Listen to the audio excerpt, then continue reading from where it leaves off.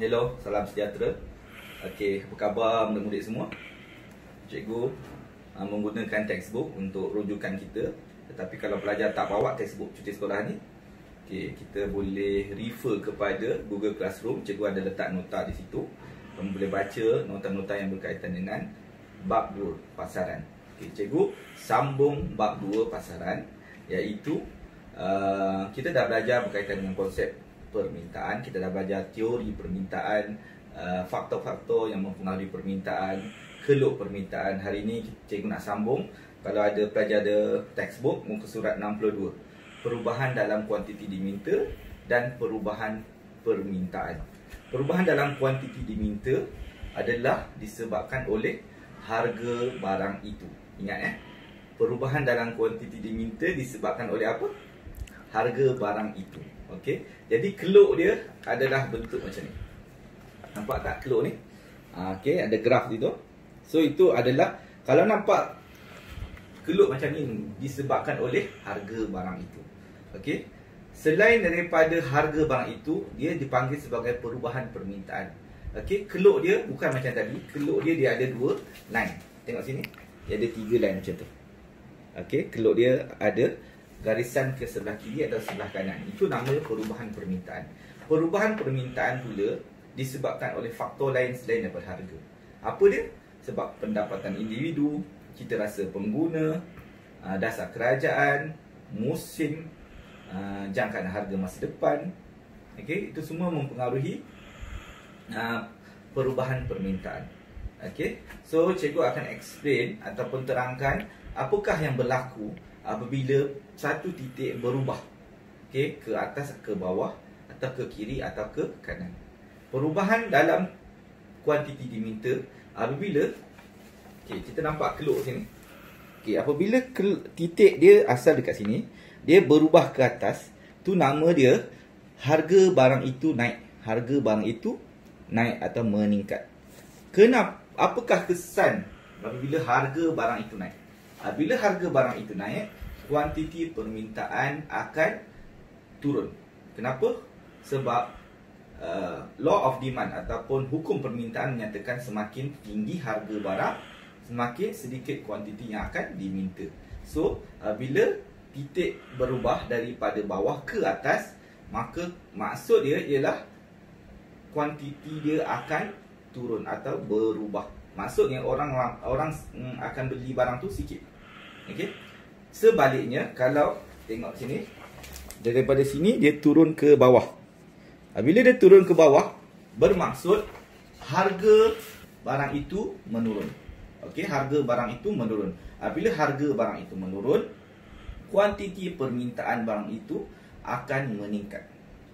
Okey, bermaksud ramai orang beli. Okey, itu nama dia perubahan dalam kuantiti diminta. Okey. So, faktor dia satu saja, iaitu harga barang itu. Kalau titik naik ke atas, maksud dia kuantiti yang dibeli oleh orang ramai akan berkurang. Kalau titik itu turun ke bawah, okey, pada garis keluk yang sama, bermaksud kuantiti yang dibeli oleh orang ramai meningkat banyak. Okey. So, itu nama dia perubahan dalam kuantiti diminta. Satu lagi nama dia perubahan permintaan. Perubahan permintaan dia ada dua arah. Satu arah ke sini, ke kanan. Satu arah ke kiri. Okey, cikgu cerita pasal dia bergerak ke kanan dulu. Okey, dia bergerak ke kanan bermaksud kuantiti permintaan meningkat. Apa maksud kuantiti permintaan meningkat? Maksudnya ramai orang beli barang tu. Apakah faktor-faktor menyebabkan ramai orang beli barang itu? Pertama, harga barang pengganti naik. Harga barang pengganti naik bermaksud, kalau anda kata contohnya ialah cikgu bagi satu contoh barang pengganti ialah kopi. Okey, kopi dan teh. Bila harga teh meningkat, okey, orang akan ramai beli kopi. Kenapa? Sebab orang tak mampu nak beli teh. So itu nama dia harga barang pengganti meningkat. Okey, seterusnya harga barang penggenap turun. Harga barang penggenap turun bermaksud benda yang kita pakai sekali. Okey, contohnya kalau petrol dengan kereta. Dia penggenap. So kalau anda kata harga petrol turun, kemungkinan besar penjualan kereta akan meningkat. Seterusnya, pendapatan isi rumah naik. Maksudnya kalau gaji orang ramai naik, maka permintaan barang di pasaran juga akan naik. Seterusnya, cita rasa. Cita rasa maksudnya orang suka tak suka barang tu. Mungkin disebabkan iklan, mungkin disebabkan oleh trend, okay? Mungkin disebabkan oleh kesedaran orang ramai. So apabila benda tu meningkat, contohnya trend kepada menggunakan baju batik, okay, meningkat. So permintaan baju batik di pasaran akan meningkat. Okay, begitu juga dengan iklan. Hari-hari kita tengok iklan face mask, so permintaan face mask juga meningkat. Sebagai contoh. Okay, next ialah harga dijangka meningkat pada masa depan. Kalau dijangkakan harga barang esok naik, permintaan pada hari ini akan meningkat. Okey, contohnya esok hand sanitizer, okey, mahal. So orang nak pakai hand sanitizer. So benda tu akan meningkat pada masa hari ini. Okey, begitu juga face mask. Kalau besok face mask akan mahal, so hari ni orang akan ramai beli. Okay, next.